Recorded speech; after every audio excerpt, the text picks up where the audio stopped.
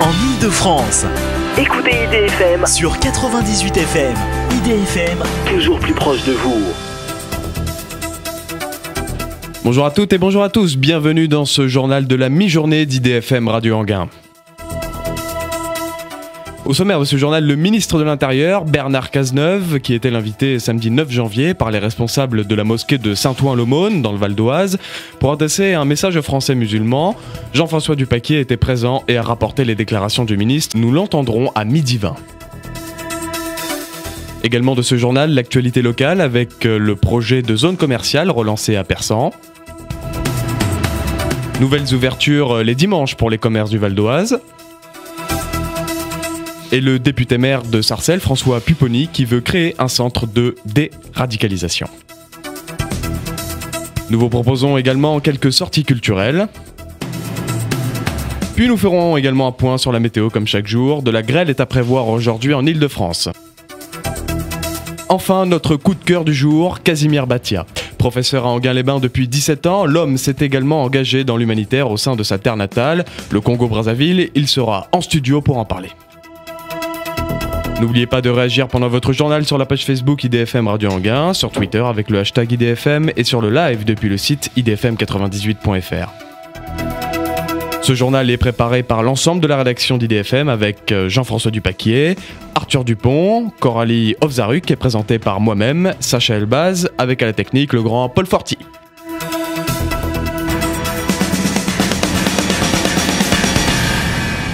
L'actualité locale tout de suite avec Arthur, bonjour. Le projet de zone commerciale est relancé à Persan. Bonjour Sacha. Oui, la Cour administrative d'appel de Versailles vient d'interrompre la décision de la Commission nationale d'aménagement commercial qui avait rejeté le projet de la zone d'aménagement commercial de Persan. Des recours d'associations écologiques ont bloqué l'installation d'enseignes sur cette zone de chemin herbu. La CNAC va devoir procéder à un nouvel examen du dossier sous des mois et la ville de Persan mise sur la création de 1500 à 2000 emplois en 5 ans. Arnaud Bain, le président de Les Républicains du conseil départemental du Val d'Oise, se félicite de cette décision. De nombreux magasins sont prévus avec l'extension du Leclerc, une enseigne de bricolage de 11 500 mètres carrés, une enseigne de jouets et un centre commercial à ciel ouvert de plus de 20 000 mètres carrés. Oui, c'était donc une déclaration de Arnaud Bazin, le président Les Républicains du conseil départemental du Val d'Oise. La gare de la Barre-Ormesson entièrement refaite d'ici 2017, Arthur. Cette année, la gare de la Barre d'Ormesson à Deuil-la-Barre va bénéficier d'un chantier d'une durée d'1 an. L'objectif, améliorer son accessibilité en faveur des personnes handicapées. Les travaux prévoient le rehaussement des quais pour permettre aux voyageurs d'accéder directement au train, des ascenseurs pour le passage souterrain et l'installation de balises sonores pour les malentendants ou encore la création de toilettes accessibles à tous. La signalétique, l'éclairage et les points de vente seront également mis aux normes de la SNCF. Les travaux dureront 1 an et entraîneront la fermeture de la gare pendant plusieurs week-ends. Des bus de substitution seront mis en place. Coût de l'opération 11 millions d'euros, le coût d'un collège. 50% seront financés par le STIF, 25% par la région Île-de-France et 25% par la SNCF. Arthur, à Daumont, vendredi, lors de la cérémonie des vœux, on a rendu hommage au désormais ancien maire Jérôme Chartier. Jérôme Chartier, donc on le recevait jeudi sur IDFM, a rendu son écharpe de maire vendredi soir à l'occasion de la cérémonie de vœux de la ville. C'est désormais Frédéric Bourdin, son ex-troisième adjoint, qui prend les rênes de la commune. Des représentants d'associations, des habitants et l'équipe de Jérôme Chartier ont rendu hommage à l'homme qui était maire depuis 21 ans. L'élu, qui est devenu premier vice-président de la région Île-de-France, a entonné la Marseillaise avec le conseil municipal des jeunes et les nombreux invités présents pour l'occasion. Jérôme Chartier reste premier adjoint de la commune. Coralie, bienvenue à IDFM. En 2015, de nouveaux commerces seront ouverts le dimanche dans le Val d'Oise. Oui, bonjour et merci Sacha. La loi Macron plaît aux enseignes du Val d'Oise. En effet, de nombreux commerces du département se sont empressés de faire savoir à leur commune qu'ils comptaient bien profiter de l'ouverture de 12 dimanches par an au maximum. À Sarcelles, la mairie doit statuer ce soir sur l'ouverture du centre My Place, qui souhaite ouvrir 8 dimanches en 2016. À Cergy-Pontoise et à Ogny, le centre régional des Trois Fontaines et le centre commercial Leclerc sont concernés pour l'ouverture sur 12 dimanches, déjà votés par 4 communes. À Franconville, le Quai des Marques ouvrira 11 dimanches. À Argenteuil, Côté Seine ouvrira 7 dimanches et aux portes de Taverny, le centre ouvrira 5 dimanches sûrs. 2 dimanches de plus sont encore en négociation. Les ouvertures seront néanmoins calées sur les périodes de vente importantes telles que les soldes ou les fêtes de fin d'année. On en parlait en ouverture du journal, le député maire de Sarcelles veut créer un centre de déradicalisation. Oui, la mairie de Sarcelles va créer un centre de prévention de la radicalisation. L'objectif de ce centre, éviter que les jeunes s'engagent dans le fanatisme et le djihadisme. La ville a perdu un de ses habitants lors de la prise d'otage de l'hypercachère Johan Cohen. François Pupponi, député maire PS de la ville, a indiqué que sa ville serait sans doute la première de France à mettre en œuvre un tel centre. L'appel à projet sera lancé cette année afin de déterminer la forme que prendra celui-ci. Le rôle de ce centre sera de partager les connaissances entre les différents acteurs qui interviennent auprès du public. Autrement dit, le maire a souhaité armer intellectuellement tous ceux qui sont susceptibles de croiser des personnes radicalisées. Coralie, la sécurité est au cœur du débat dans la ville de Besançon. Lors du conseil municipal vendredi dernier, la commune a voté la création d'une instance municipale pour des questions de prévention et de sécurité. Le comité compte des élus de la majorité de gauche, mais aussi de l'opposition. La création d'une police municipale sera le sujet principal, mais le leader UDI de l'opposition, Jérôme Raguenard, ne croit pas à la création de celle-ci car selon lui, les communistes sont contre par principe. Jean-François, en Seine-Saint-Denis, ERDF recrute des jeunes en service civique. Oui, bonjour Sacha. ERDF a décidé de recruter une trentaine de jeunes en service civique pour accompagner les habitants du 93 à la maîtrise de l'énergie. À partir de mai prochain, le compteur électrique Linky sera déployé en Seine-Saint-Denis. Ce nouveau compteur permettra d'effectuer les relevés à distance et surtout de suivre sa consommation réelle sur un site internet et donc, normalement, de mieux la maîtriser. Les jeunes de moins de 25 ans recrutés pour 7 mois seront formés par Unicité, une association qui s'occupe du service civique en Île-de-France. Ils percevront une indemnité de 573 € par mois. ERDF s'engage à aider à leur insertion professionnelle au terme de leur contrat. Pour se porter candidat, rendez-vous sur www.unicité, sans accent bien sûr, .fr.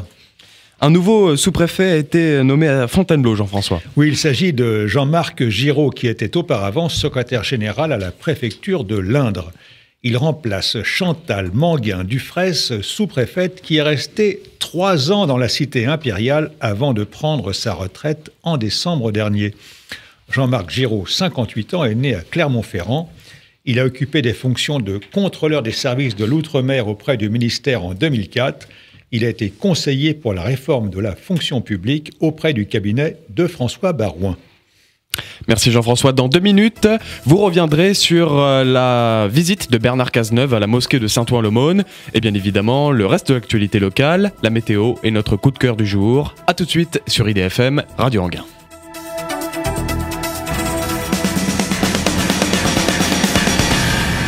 IDFM 98 FM, la plus francilienne des radios. La plus francilienne des radios. Sur 98 FM. Pratiquement midi 20 sur IDFM, merci d'être avec nous. Pour la suite du journal de la mi-journée, n'oubliez pas que vous pouvez réagir pendant votre journal sur les réseaux sociaux, avec la page Facebook IDFM Radio Anguin, sur Twitter avec le hashtag IDFM et sur le live depuis le site idfm98.fr. Jean-François Dupaquier, c'est à vous. Oui, alors le journal La Croix, le grand quotidien catholique, titre dans son édition de ce matin « Attentat de novembre, le débat est lancé dans la communauté musulmane ».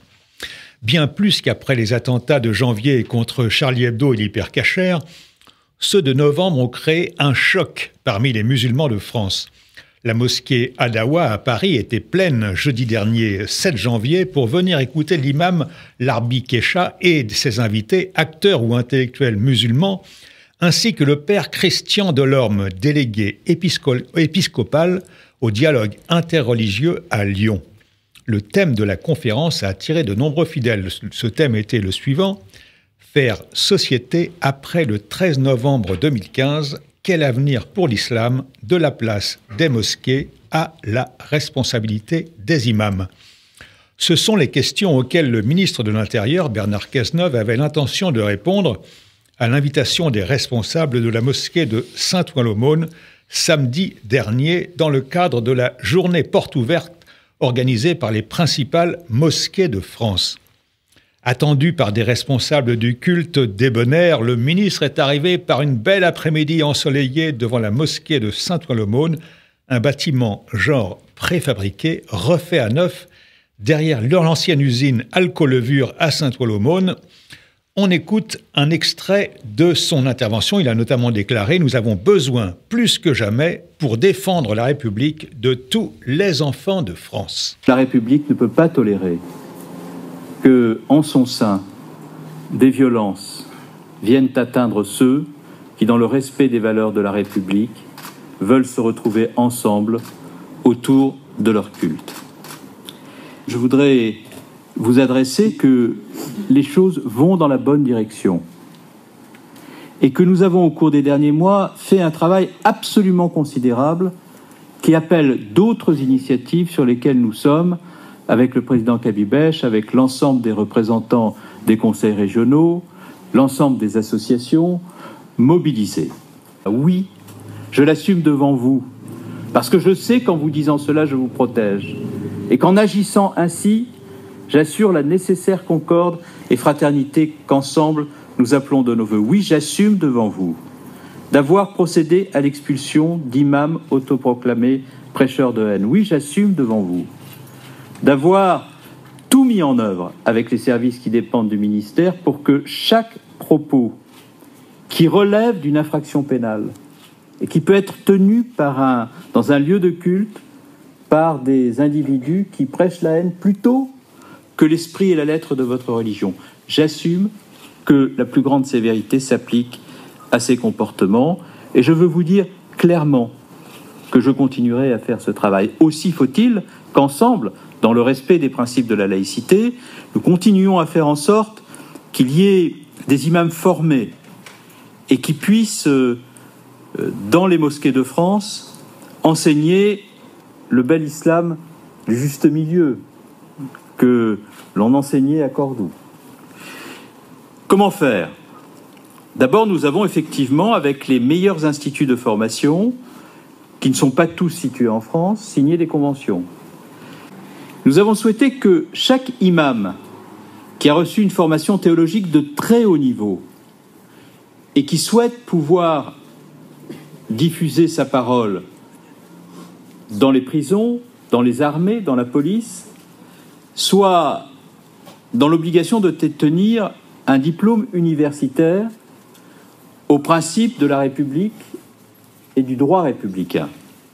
Et vous en avez accepté le principe. C'est ainsi que nous avons ouvert, pour atteindre cet objectif, de nombreuses antennes universitaires formant à ces diplômes universitaires à Strasbourg, à Montpellier, à Lyon, et nous aurons atteint le nombre de 12 antennes de formation à ces diplômes universitaires, conformément aux engagements que nous avions pris. Je souhaite également que nous puissions faire en sorte que la diffusion de la culture musulmane, de ses œuvres, de ses intellectuels, de ses poètes, que le financement des lieux de culte dans la plus grande transparence soit désormais la règle en France. Et c'est la raison pour laquelle, à l'occasion de la première réunion de l'instance de dialogue, j'avais proposé qu'on mît sur le métier la question de la fondation de l'islam de France. Nous sommes en train de boucler une proposition de statut dont nous aurons à débattre avec le CFCM et nous engagerons en 2016 une préfiguration puis la création de cette fondation qui permettra ainsi, sur le plan cultuel, mais aussi parfois sur le plan culturel, en termes de relations avec les collectivités locales lorsqu'il s'agit d'ériger des mosquées, d'être dans un portage fort qui garantira le dialogue et la transparence qu'ensemble nous appelons de nos voeux. Et puis il y a toute la question que vous évoquiez à l'instant, Monsieur le Président, qui est celle des conditions dans lesquelles s'exerce le culte. Je pense à l'abattage rituel, je pense au carré confessionnel, qui sont des sujets sur lesquels nous pouvons, dans le respect des principes de la laïcité, dans une relation étroite avec les collectivités locales, avancer ensemble. Et comme vous le savez, nous avons mis en place des ateliers qui nous ont permis de définir des principes qui font l'objet de discussions avec les grandes associations d'élus actuellement. Je voudrais terminer sur un point, qui est celui de la question de la radicalisation. La radicalisation est un processus complexe qui conduit des individus qui, pour un certain nombre d'entre eux, n'avaient aucune raison de s'engager dans la radicalisation, d'y trouver refuge. Beaucoup de ceux qui y trouvent refuge avaient, dès lors qu'ils passent de la radicalisation au terrorisme, connu un parcours qui est un parcours singulier et souvent un parcours qui se répète. Des ruptures qui peuvent être familiales, qui peuvent être scolaires, qui peuvent être des ruptures de vie, qui conduisent à des sentiments de solitude ou d'exclusion et qui aboutissent à la radicalisation comme émissaire de la violence. Ils ont connu la violence avant, dans la délinquance ou le banditisme, le repli communautariste vient s'y ajouter, les choses s'enquistent, et ensuite les choses peuvent déraper de façon définitive. Et il y a autant de profils de personnes radicalisées qu'il y a d'individus qui ont décidé de se radicaliser.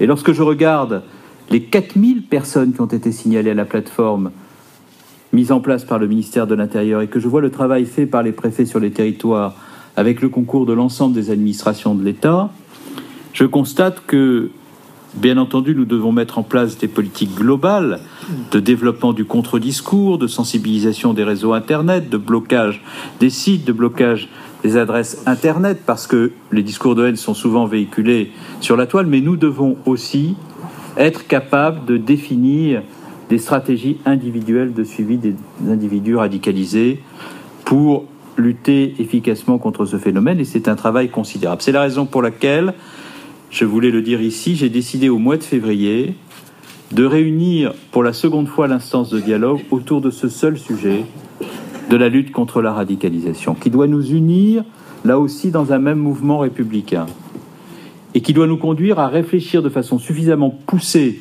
au phénomène pour faire en sorte que les politiques que nous avons engagées, qui donnent des résultats, s'amplifient considérablement dans le courant de l'année 2016. Voilà, nous sommes là pour le thé et pour avoir passé une tête dans la cuisine. Je sais que je ne suis pas venu pour rien et que cet accueil sera conforme aux belles traditions chaleureuses de bienvenue, d'amitié, de partage, qui sont celles de votre religion et qui sont celles aussi de l'Orient. Et pour toutes ces raisons, qui sont celles de l'amitié, qui sont celles de l'essentiel, qui sont celles du plaisir de la gastronomie aussi, pourquoi ne pas le dire, j'ai plaisir à me retrouver avec vous aujourd'hui. À vous tous et à vous toutes, je vais vous dire mon respect, je vais vous dire ma volonté profonde de vous protéger, je vais vous dire ma conviction que vous saurez, dans la République, assumer comme vous le faites magnifiquement votre pleine et entière place dans les épreuves. Vive la République et vive la France. C'est un extrait de l'intervention de Bernard Cazeneuve samedi à la mosquée de Saint-Ouen-l'Aumône.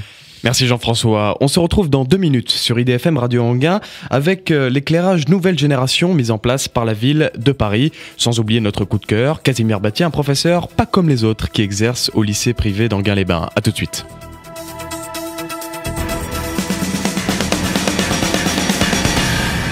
En Ile-de-France, vous écoutez IDFM, la plus francilienne des radios, sur le 98 FM. Vous êtes bien sur IDFM Radio Anguin à l'écoute du journal de la mi-journée. Merci d'être avec nous. On poursuit notre édition avec Paris qui bascule, Arthur, vers l'éclairage nouvelle génération. Petit à petit, la capitale remplace les ampoules au sodium par des diodes électroluminescentes, communément appelées LED. Les lampes de la ville passeront d'une lumière jaune à un blanc doré. Conséquence, l'Arc de Triomphe n'a plus la même couleur la nuit, il est désormais bien plus blanc. En 2020, la ville de Paris sera éclairée à 20% par des LED, représentant ainsi 34 000 ponts lumineux. Le coût de ces installations est conséquent puisqu'il est estimé à 9 millions d'euros par an dès cette année. L'objectif est de réaliser 30% d'économie d'énergie. On revient à Saint-Ouen-l'Aumône où les classiques de la littérature ont été peints puis exposés. La mairie de Saint-Ouen-l'Aumône accueille à partir de ce lundi et jusqu'au 20 février une exposition de peinture écrite de Guillaume Bourquin. Professeur, l'artiste a entamé il y a 5 ans ce projet qui mêle art appliqué et philosophie, sa spécialité. Il écrit sur des toiles des textes tirés du patrimoine de l'humanité, des 1001 nuits à Rimbaud, en passant par Platon ou Proust. Un travail inédit à découvrir. Jusqu'au 20 février, dans le hall de l'Hôtel de Ville, aux horaires d'ouverture de la mairie, l'accès est libre et les renseignements sont au 01 34 21 25 70. Coralie, une autre exposition surprenante est organisée à Montfermeil en Seine-Saint-Denis et c'est jusqu'au 15 janvier.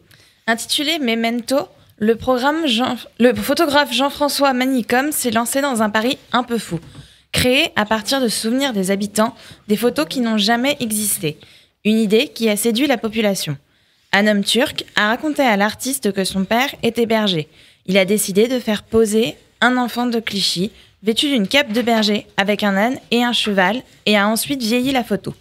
Vous pourrez, durant l'exposition, retrouver nombre de photos comme celle-ci.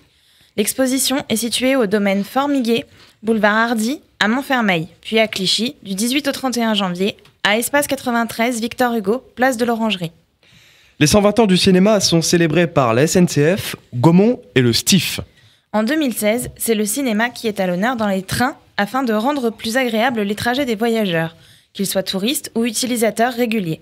Affiches de films, photographies de stars et appareils cinématographiques prendront place à l'intérieur de 2 rames de la ligne D pour offrir une promenade itinérante à travers le 7e art. Ils vivront ainsi leur trajet à travers les films de Louis Feuillade, Jean Vigo, Frédéric Fellini, Ingmar Bergman, Andrzej Wajda, Rainer Werner Fassbinder, Maurice Pialat, Jean-Luc Godard, Luc Besson, Mathieu Kossovitz, Francis Weber, oui. Éric Toledano et Olivier Nakache. Une première dans le monde du cinéma. La première rame sera inaugurée le 28 janvier, voie M, dans le hall 1 de la gare de Lyon. Le lancement de la 2e rame est prévu fin mars 2016. 120 ans de magie et de rêve à découvrir donc, à partir du 28 janvier 2016 et pour une durée de 2 ans, entre Creil et Melun, en passant par le Stade de France, les gares du Nord et de Lyon ou encore Châtelet-Les Halles. Arthur, une exposition a été prolongée victime de son succès à Compiègne. L'exposition Voyage en terre étrusque se poursuit. Le musée Antoine Viveniel de Compiègne a décidé de prolonger l'exposition. Celle-ci avait débuté en juin 2015 et serait présentée jusqu'au 6 mars. L'occasion de découvrir ou redécouvrir une centaine d'objets étrusques et italiques. Cette exposition a notamment permis de retracer l'évolution de ces objets, de leur usage quotidien à leur découverte archéologique. Voyage en terre étrusque, c'est au centre Antoine Vivenel, 17 rue James de Rothschild à Compiègne. Le téléphone est le 03 44 20 26 04. La célèbre chanteuse Irma va donner un concert dans la ville d'Hermont. La chanteuse Irma, notamment connue pour sa chanson I Know, est actuellement en tournée. Irma s'arrêtera à Hermont le samedi 30 janvier avec son face-à-face tour à 20h30 au théâtre Pierre Freinet. Après avoir été révélée par les internautes en 2008, elle vient présenter son second album Face qu'elle a entièrement écrit et composé à New York. Réservation au 01 34 44 03 80. Jean-François, un café philo est organisé à Herblay, avis aux amateurs. Et même plusieurs cafés philo, Sacha. Des soirées conviviales riches d'échanges et de discussions autour de thèmes de la pensée ou de questions de société grâce à ces cafés philo. Celui de ce mercredi 13 janvier sera animé par le philosophe Bruno Magret et il a pour thème, alors retenez bien ça, je me suis laissé tenter et je ne peux plus résister. Un thème valable dans bien des épisodes de la vie quotidienne, Sacha. Je rappelle, le lieu, c'est l'EAM, 5 chemins de Montigny à Herblay. Pour plus de détails, allez voir la page Facebook de la ville d'Herblay. Des visites guidées à l'office de tourisme de l'Isle-Adam. Ces visites guidées auront lieu d'abord ce mercredi 13 janvier à 14h avec un rallye détective samedi 16 janvier, toujours à 14h, qui s'intitule « Chasse au trésor des princes de Conti ». On continuera, si vous avez raté ces 2 premiers rendez-vous, dimanche prochain, 17 janvier à 10h30, avec des siècles d'histoire. Rappelons que le tarif est assez faible, 6 €, mais sur réservation uniquement à l'Office de tourisme de l'Isle-Adam. Coralie, la réouverture du musée d'art et d'histoire Louis Sanlec à l'Isle-Adam. On reste à l'Isle-Adam, hein. Oui, ce musée réouvrira le dimanche 24 janvier. En 2016, le musée d'art et d'histoire Louis Sanlec de l'Isle-Adam prend une nouvelle orientation en dédiant un espace pérenne aux collections permanentes. Le musée souhaite accorder une plus grande visibilité aux œuvres et aux documents qui font vraiment la particularité de sa collection et la lient à l'histoire et au patrimoine de la ville. Le public pourra ainsi découvrir ou redécouvrir le fond du musée, riche de près de 4000 œuvres. Exposition Regard sur les collections du 24 janvier au 10 avril 2016. Les renseignements sont au 01 74 56 11 23. Merci Coralie, tout de suite un point sur la météo du jour. IDFM météo. Météo de ce lundi 11 janvier avec un ciel variable cet après-midi sur l'ensemble du ciel francilien. Risque de grêle et averses de Melun à Beauvais en passant par Paris. Les rafales de vent seront soutenues jusqu'en soirée. Cependant, quelques éclaircies seront possibles dans les Yvelines où il fera 9 degrés. 8 degrés sont prévus à Pontoise et à Évry. Demain matin, le ciel de la région sera un peu plus clair. Côté température, comptez 9 degrés à Créteil, 9 à Paris et 7 à Versailles. Attention, Météo France prévoit cependant quelques rares averses sur l'ensemble de la région. Aujourd'hui, nous fêtons la Saint-Paulin. S'il y en a, bonne fête à eux. Tout de suite, un point peut-être sur les programmes. Avec juste après donc la pub, nous aurons notre coup de cœur, Casimir Batia. Ensuite, la célèbre émission Religion, Spiritualité. À 14h, chansons françaises. 15h, santé, forme et bien-être. 16h, balade musicale. 17h, RFI et information régionale ainsi que locale. 17h30, nature et environnement. 18h, 100% à la Bachung. 19h, antenne étrangère. 20h, le Mag Music. 21h, au-delà du miroir. 22h30, positive vibration. Voilà, un programme chargé. On se retrouve dans un instant avec notre coup de cœur du jour. C'est un professeur d'histoire-géographie au lycée Notre-Dame-Providence d'Anguin-les-Bains qui corrige des copies de bachelier tout en étant investi dans son Congo natal. A tout de suite sur IDFM.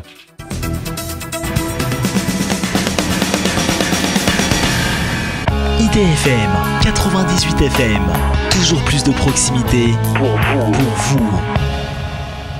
De retour sur IDFM Radio Anguin, merci d'être avec nous. Tout de suite, nous recevons un professeur d'histoire-géographie. Depuis 17 ans, il enseigne au lycée Notre-Dame-Providence d'Anguin-les-Bains. Et il est très engagé dans l'humanitaire, dans sa zone natale. Et il a fondé en 2012 l'association France Mayanama, une ONG qui souhaite relever les grands défis du 21e siècle. Bonjour Casimir Batia. Bonjour monsieur. Les pays de Mayanama, donc la zone au Congo-Brazzaville dans laquelle vous exercez, se trouve à plus de 6000 km de Paris. Pouvez-vous nous situer un peu plus précisément la zone ? Alors, nous sommes au Congo-Brazzaville, qui est un État qui est vaste d'à peu près 342 000 km². Nous sommes à un peu plus de 7000 km de Paris. Nous sommes dans une région autrefois colonisée par la France, donc c'est un pays francophone. La zone de Mayanama est bien située dans la partie australe de Brazzaville. Nous sommes au sud-est du territoire, nous sommes à 250 km à peu près. Il s'agit d'un espace qui est très viable, riche à la fois de sa flore, de sa faune et surtout de sa partie géologique. Alors, votre objectif est d'établir un pont scientifique entre la France et le Congo-Brazzaville. Pour cela, vous misez sur la transmission de compétences en réalisant des missions scientifiques dans votre terre natale. En quoi consistent ces missions, Casimir Batia ? Alors, je suis de ceux qui pensent que la colonisation aura été, pour l'histoire franco-africaine, une forme d'erreur. Je crois qu'il y a des dégâts, qu'il doit falloir qu'un certain nombre de sommités, sans prétention aucune, doivent réparer. Il faut réparer cela. Je pense que c'est un retour vers le futur. C'est-à-dire que l'année 1960, ce que je l'indique auprès de mes étudiants, est une année qu'on va qualifier de glorieuse pour certains, mais plutôt sombre pour d'autres, parce que on ne rend pas une histoire aussi complexe comme ça, parce qu'on a bien voulu ce qu'on appelle la décolonisation. J'estime que plus de 50 ans après, il y a lieu de rétablir, de renouer, de raccommoder ce tissu qui a été rompu, hélas, par le cours de l'histoire, entre la France et ces pays anciennement colonisés, le Congo-Brazzaville. On était en effet, et à ma juste proportion, à ma juste mesure, j'ose espérer que j'espérais être compris. Je souhaite par le biais de France Mayanama rétablir un tant soit peu par tous les canaux possibles, scientifiques, des canaux médicaux, pas des moyens culturels, numériques s'il le faut, rétablir un lien entre la France et le Congo-Brazzaville par des missions. Dieu seul sait qu'il y en a déjà quelques-unes que j'ai accomplies depuis entre le Congo-Brazzaville et et la France, ou plutôt la France et le Congo-Brazzaville. Parlons de ces missions chirurgicales, donc vous avez, je crois, emmené quelques étudiants et étudiantes en médecine français là-bas. Qu'est-ce qu'elles ont apporté à ces missions? Nous sommes donc alors à ce moment-là en 2014, lorsque de nombreux étudiants de la faculté de médecine de Paris, Paris 7 Descartes, qui ont en tout cas souhaité accomplir une mission là-bas, au Congo-Brazzaville, en faisant de l'humanitaire. Alors, nous sommes un pays, je parle du Congo-Brazzaville, parce que la France est aussi mon pays, et j'insiste là-dessus. Le Congo-Brazzaville, c'est mon pays de naissance, et la France, mon pays d'adoption. Ces jeunes femmes, 3, 4, ont essayé au Congo-Brazzaville d'apporter des soins de base, des soins primaires. Elles ont ausculté, elles ont apporté des soins non seulement à Mayanama, qui est une région de la localité de la Bouenza, mais aussi de des zones excentrées. Il se trouve que là-bas, ces jeunes femmes ont été confrontées à des phénomènes assez inédits. De très nombreuses années auparavant, sans doute 40 ou 50 ans, jamais des populations locales, on dirait indigènes, n'ont pu percevoir des personnes de type caucasien. Voilà, le mot blanc, je l'utilise pas dans mes cours, je le sais très bien. Voilà, ça a été très particulier pour ces personnes-là que de voir des jeunes femmes qui apportaient des connaissances, des pratiques médicales, voilà, mais qui n'ont pas forcément été bien perçues parce que on n'avait pas vu des personnes de ce type-là dans cette partie-là du Congo, en tout cas depuis au moins 50 ans. Extraordinaire. Mais précisément, qu'est-ce qu'elles faisaient ces étudiantes en médecine? Elles examinaient des patients, elles regardaient des radios. Qu'est-ce qu'elles faisaient précisément? Alors, c'est une femme qui, à l'époque, sont en 3e et 4e année de médecine, auscultait, recherchait un certain nombre de pathologies. Je rappelle que dans cette partie du monde, le paludisme, encore appelé la malaria, le paludisme est certainement la première source de mortalité. Et là, on essayait bien sûr d'ausculter, on essayait d'apporter des soins de base, et on essayait surtout essayer d'identifier des pathologies un peu particulières qu'on appelle les hernies. Chez les hommes, il y a beaucoup de cas de hernies. Voilà, c'était ça leur mission. Donc les hernies et le paludisme sont les pathologies principales là-bas? À mon avis, il y a bien sûr des hypertendus, bien entendu, il y a des hypertendus. Mais le paludisme et les hernies, c'est réellement des pathologies assez récurrentes de la région. Et d'ailleurs, en parlant de hernies, je crois que c'est l'une des raisons pour lesquelles j'ai, un peu plus tard, imaginé la présence là-bas de cadres de médecine, notamment des chirurgiens, qui vont essayer d'y apporter des solutions. Vous venez donc, pour mener à bien ces missions chirurgicales, vous venez de nouer un partenariat avec une autre ONG, Chirurgie Solidaire. À quoi va servir cette union? Alors d'abord, je salue le premier de cette ONG, en l'occurrence son président du conseil d'administration, en l'occurrence le docteur Jean-Luc Mouly, qui a pendant longtemps exercé juste à côté dans une clinique de Val d'Oise. Voilà. Et cet homme a eu l'année dernière la possibilité de conduire avec moi, avec le docteur Daniel Gaujon, que je salue au passage, qui a pendant longtemps officié au CHU de Nîmes.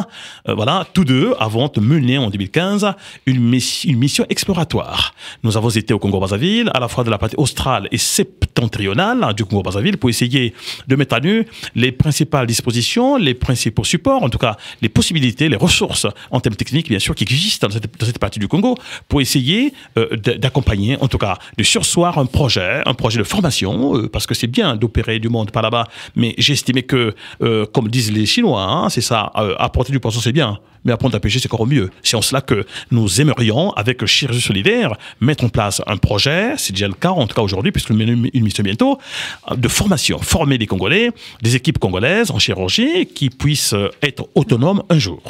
J'ai lu un chiffre sur Internet, 52% des médecins formés au Congo-Brazzaville migrent vers les pays européens et les pays un peu plus urbanisés. Ne trouvez pas qu'il y a un hiatus, un décalage entre quelques grandes villes qui s'urbanisent à vitesse grand V et des zones peut-être un peu plus délaissées, ce que vous appelez, je crois, la brousse? Oui, j'aime bien le mot la brousse, bien sûr. Alors écoutez, aussi bizarre, aussi complexe soit la donnée, mais elle est réelle. En effet, le Congo forme par année entre 20 et 25 médecins. Ça n'est pas beaucoup.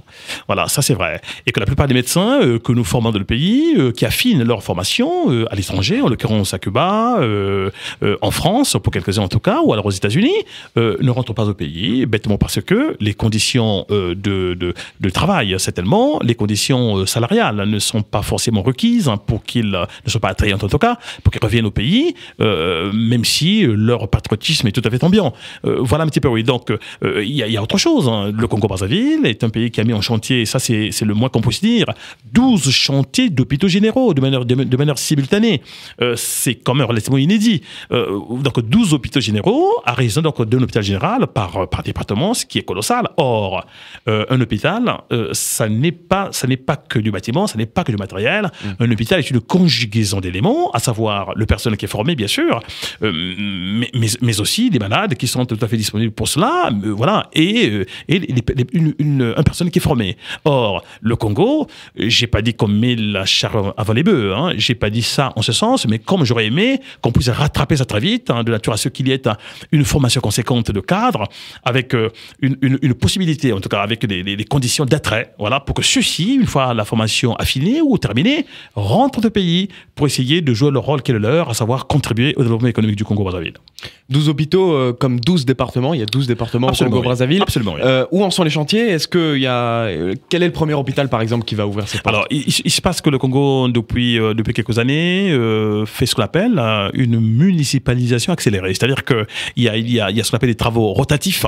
Autrement dit, on passe une année à chaque fois pour essayer d'allouer un certain nombre de projets, essayer d'allouer un certain nombre de crédits pour que le département puisse s'équiper en termes d'hôpitaux. Voilà. Donc aujourd'hui, pour ne parler que de l'année 2016, l'année 2016 qui nous intéresse en particulier, c'est le département de la Bouenza. Mayanama, donc Mayanama se trouve bien dans le département de la Bouenza, et c'est là où se trouvent les principaux investissements aujourd'hui. En tout cas, c'est décidé dans ce département de la Bouenza. Donc l'hôpital général de la Bouenza, qui s'édifie peu à peu à Madingu, est un chantier relativement embryonnaire. Nous espérons que dans les 2-3 ans qui suivent, cet hôpital sera opérationnel. Or, j'y emmène sous peu des médecins, des chirurgiens français, pas des moindres, qui vont officier. Non pas à Madingu, parce que le plateau n'est pas tout à fait prêt, mais nous irons plutôt à Nkayi, encore appelé Jacob, puisque c'est M. Jacob qui en a été l'inventeur, j'imagine. Voilà, la ville sucrée du Congo, la ville de la Somdia, qui est un groupe international, Villegrain si vous souhaitez, hein, puisque c'est Alexandre Villegrain qui est le patron, qui est le patron de la Somdia, qui est un grand groupe français qui pèse 60 milliards d'euros, c'est pas rien du tout. Et donc c'est dans cette ville-là, Nkayi, que ces médecins, ces chirurgiens vont officier dans les prochaines semaines, c'est-à-dire en février 2016, et travailler pour opérer des patients qui attendent avec beaucoup d'impatience, entre guillemets, cette mission. En parlant d'équipement, de quels moyens auriez-vous aimé disposer pour que ces missions chirurgicales se déroulent finalement de la meilleure des façons? Alors, ces missions chirurgicales sont des missions importantes. Nous réunissons tout ce qu'il faut du point de vue intellectuel, du point de vue des moyens humains, à la fois là-bas, en Kayi, mais aussi ici en France, pour que nous travaillions dans des conditions qui conviennent. Or, c'est très délicat, ça, hein, des pratiques chirurgicales, c'est très complexe. Hein. J'aurais aimé apporter à ces médecins français un petit plus, une petite touche qui est purement congolaise, c'est-à-dire qui est un lieu de repli, notamment à Mayanama, qui est un biote, un espace géographique tout à fait intéressant, pour que ces personnalités, pour ces personnes de la médecine française viennent se replier de temps en temps. Nous avons besoin, dans cette petite localité, d'équiper un petit dispensaire à Mayanama, qui est un petit dispensaire qui a vu le jour en 2013, maintenant opérationnel depuis 2014. On aurait aimé disposer tout simplement d'une ambulance qui permette, non seulement à la population de Mayanama d'être secourue pour transporter dans un hôpital tout à fait conséquent, mais aussi ça permettrait à chirurgiens de se déplacer plus facilement entre Nkayi et Mayanama. Une ambulance, Le coût d'une ambulance j'en sais rien, mais je pense que un produit d'occasion, on peut trouver ça à autour de 20 000 euros. Hein. Je pense qu'on peut trouver un moyen comme celui-là, et que nous, France Mayanama, pourront nous charger de l'acheminement et du dédouanement de cet appareil, de ce moyen roulant, jusqu'à tel Mayanama. Ça faciliterait, à mon avis, ces missions scientifiques qui, je rappelle, ont lieu 3 fois par année, pendant 2, 3, voire 4 ans, c'est-à-dire dès 2016. C'est de grosses opérations. Je salue donc au passage, une fois encore, Jean-Luc Mouli, donc de l'ONG Chirurgie Solidaire, qui a qui a pris des risques, en effet, en faisant voyage là-bas, en relevant les données nécessaires, et qui a acté, via son conseil d'administration, le 26 septembre dernier, pour que nous ayons, en effet, ce projet qui soit viabilisé aujourd'hui. Mis à part le domaine scientifique et médical dont on vient de parler, quels sont vos autres terrains d'action? Qu'est-ce que France Mayanama essaye de produire là-bas, au Congo-Brazzaville, à part les missions chirurgicales et les missions médicales? Alors, le monde désormais est global. Nous savons que les distances se rétrécissent à travers le monde. Nous aurions aimé que la fracture numérique entre le Congo-Brazzaville et la France soit un peu plus réduite, cette fracture numérique.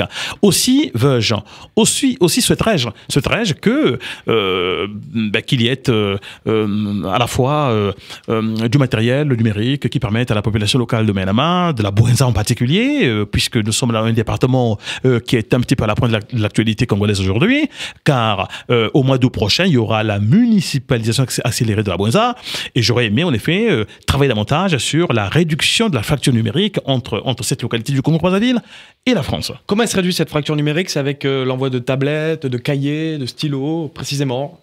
Alors, très honnêtement, lorsque nous avons eu en 2014 cette émission avec les jeunes de la faculté de médecine de Paris, nous avons eu à Mayanama, en tout cas de la Bouenza, un petit stage de formation, c'est-à-dire que nous avons permis à quelques cadres de la localité de s'initier à l'outil informatique de base. Et donc je salue bien sûr Jean-Claude Ferrien qui a posé un acte tout à fait significatif en donnant à Force Mayanama des ordinateurs portables, voilà, et que nous aurions aimé aujourd'hui en avoir davantage, qui permettent à ce que ces stages se multiplient davantage. Casimir Batia, je rappelle que vous enseignez l'histoire-géographie au lycée privé d'Anguin. L'Afrique est au programme de terminale, l'eau au programme de seconde, niveau de classe dans lesquels vous professez. J'imagine que vous sensibilisez vos élèves à ces questions.